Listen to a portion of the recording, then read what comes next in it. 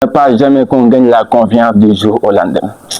La confiance en soi, ça se construit de briques à briques, et step by step. Et n'oublie jamais que on ne gagne jamais en confiance qu'en se donnant les preuves sur ses possibilités.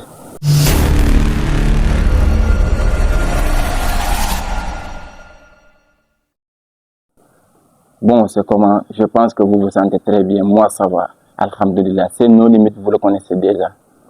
Aujourd'hui, gars, on va parler d'un sujet important. Mais avant tout, je tiens à souligner quelque chose par rapport à la vidéo que j'ai faite la dernière fois. Une grande partie de ma communauté me dit qu'ils ne comprennent pas mes propos. Et ce qui est totalement vrai. Parce que cette vidéo, je les ai réalisées en français. Et quand j'ai eu cette idée de faire des vidéos sur les réseaux, ils sont les premiers à être visés. Et ça me fait vraiment mal de dire des choses que je vraiment comprendre. Et vous le savez, ma communauté sont celle, la communauté sénégalaise. Alors gars, ne vous inquiétez pas, on va faire maintenant l'équilibre entre Wolof et Français. On est d'accord? Commençons.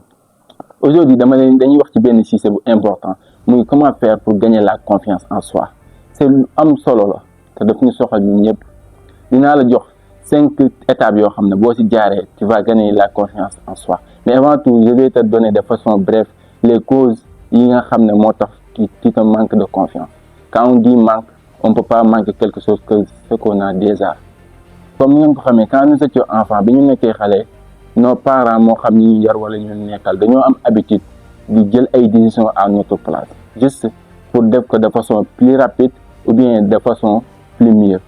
Alors que loolu dafay inciter si ñun une incapacité de pouvoir faire et ça nous rend faibles et incapables. Il y a aussi des gens qui ont vécu des situations de choc, des moments très difficiles. Peut-être dañoo nekk victime ci benn affaire wala peut-être dañoo nekkoon ci benn monde boo xam ne ñi ñu nekkaloon dañoo amoon habitude di leen wax tu ne peux pas mënoo ñoom ñu dem ba à la fin ñu gëm loolu ñoom mënuñu. Il y a des gens aussi, ils se passent de façon négative maanaam tout le temps ñoom esprit négatif la ñuy adapté même bu ñu dugg ci benn affaire duñ xool que c'est possible mën na nekk non, ils se pensent immédiatement que c'est impossible. Et c'est ça aussi, ça te permet non seulement de perdre la confiance en soi, mais aussi ça te permet d'être faible. Alors gars, on va aller directement dans notre vidéo. La première chose pour avoir la confiance en soi, tu vas gagner la confiance en soi, c'est l'acceptation de soi. Gars, il faut que vous bëgg seen bopp, il faut que vous valoriser seen bopp, il faut que vous gëm seen bopp aussi, ngeen tagg seen bopp, comme on le dit en Wolof, ngeen bàkk seen bopp. Ce n'est pas de question de l'arrogance, hein. C'est juste que ça permet à ton cerveau d'acquérir des choses positives envers toi. Et comme vous le savez, auparavant, bu ngeen mësaane gis buur yi di dem lu mel ne xare ay guerre, tu vois des gens yoo xam dañuy nekk seen ginnaaw di leen tagg di leen bàkk. Loolu lu ko waral juste que pour les booster, pour qu'ils réveillent la rage chez eux, pour qu'ils réveillent la confiance chez eux. Loolu daf leen di permettre bu ñu demoon ci terrain bataille bi même les choses lu mu diir lu mu métti da nga gis dañuy riposter bu ñu mës a xaddi juste que bu ñu souvient ci mots yooyu noonu ñu leen doon wax. Et puis yow maa la koy wax, sache que tu es unique, tu es spécial. Wallahi tu peux le faire, j'ai confiance en toi. Et je te dis quelque chose là, tu es né différent, tu es spécial. La deuxième chose, c'est de sortir dans ta zone de confort. Ça va, arrête de te casser.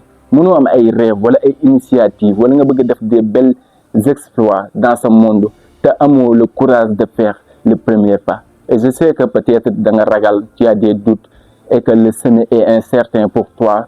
Tu te poses pas mal de questions par rapport à ça. Mais je te dis juste, ayez le courage de commencer, nga jéem en premier lieu. Et puis n'oublie pas que les grands hommes qui sont réalisés quelque chose dans ce monde, bu ñuy commencer du question affaire yi defal leen seen bopp. Juste que dañoo amoon benn gëm-gëm ci seen bopp. Et cette confiance les a aidés. Mën naa wax sax cette confiance bi ñu am ci seen bopp moo nekkoon seen carburant, seen motivation. Et n'oublie pas que tàmbaleel fi nga nekk ak li nga am. Bul xaar le bon moment parce que le bon moment n'existe jamais. Et mieux vaut essayer que échouer que de passer sa vie à des regrets. La troisième chose, pour que nga gagner la confiance en soi, il faut que ngeen def ce qu'on appelle le développement de soi. gars yi il faut que ngeen am habitude de liggéey seen bopp en passant ces 2 choses très importants moo xam qu'il soit physiquement wala mentalement. Au niveau physique gars yi il faut pratiquer le sport, il faut ngeen am habitude de def sport et je ne te dis pas quel sport tu vas faire, je pense que tu es assez grand pour le savoir. Xam nga sport bi nga xam ne moom nga gën a nekk en l'aise, essayer dès maintenant di def sport, peut-être moo xam c'est de la musculation mu xam da ngay daw. Non seulement ça te permet d'être fort physiquement, mais ça te permet de pouvoir te surpasser soi-même. Ce qui concerne la lecture, gars, c'est très important de lire. La lecture, c'est très important. Non seulement ça éveille votre conscience, mais aussi ça vous permet d'acquérir de nouvelles connaissances. Recherches, c'est très important. Et comme vous savez, le corps a besoin de se manger pour se nourrir, mais l'esprit a besoin de se lire pour se nourrir. La quatrième chose, gars, pour qu'on ait la confiance en soi, il faut oser prendre des décisions par vous-même, de prendre des décisions personnelles. Gars, à chaque fois que vous avez des décisions, il est maintenant comme vous avez votre propre vie, vous avez des décisions. Essayez de faire, essayez de tenter. Et n'oubliez pas que l'échec fait partie du chemin. Alors dès maintenant, essayez de prendre des décisions personnelles. Ce n'est pas méchant que tu demandes des conseils, c'est très important. Demande des conseils parfois, parce que xel motul, mais après tout, la décision finale te revient. Man nga laaj mais ki ngay laaj aviam rek la am pour jox la, mais yow bul xeeb sa avis, uniquement que peut-être aviam ak sa avis ñu daje.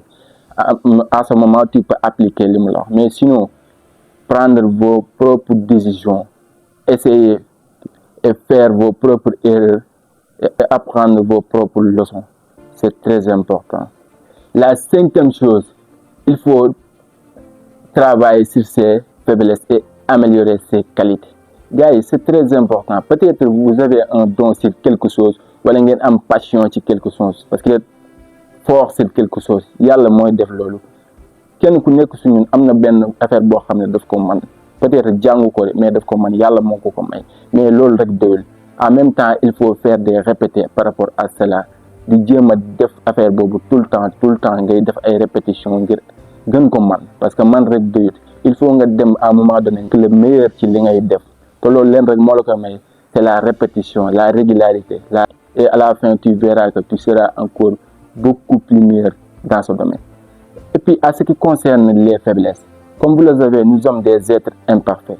On a des défauts, on a des failles, on a des faiblesses aussi. Mais n'empêche, essayons de liguer sur l'eau. Parce que nous misons sur une qualité. Il faut que nous améliorer sur une défaut aussi de liguer tout le temps. Mais à la fin, vous voyez que ça ira, Inch'Allah. Et n'oubliez jamais que le fait de tout miser sur ces points forts est fait pour les plus faibles. Je vais vous donner un bonus. Il faut avoir l'habitude de dire non. Il faut avoir l'habitude de dire non. Il y a des gens, ils ont eu l'incapacité de dire non. Incapables de dire non. Même si quelqu'un qui les propose, tu es obligé de dire que oui. Alors que l'autre, être trop gentil ne te mène pas. Ça a le sens aussi. Il faut être honnête avec les autres et être vrai aussi. Si quelqu'un te demande un service, soit comme ça ne fait rien de grave aussi. Et ça coûte rien. Mais si quelqu'un demande un service, beaucoup de gens disent non tout simplement. Sans expliquer. Parce que les gens ont le droit de demander tout ce qu'ils veulent, mais aussi tu as le droit de dire non. C'est pour faire que ça va au-dessus de tes moyens.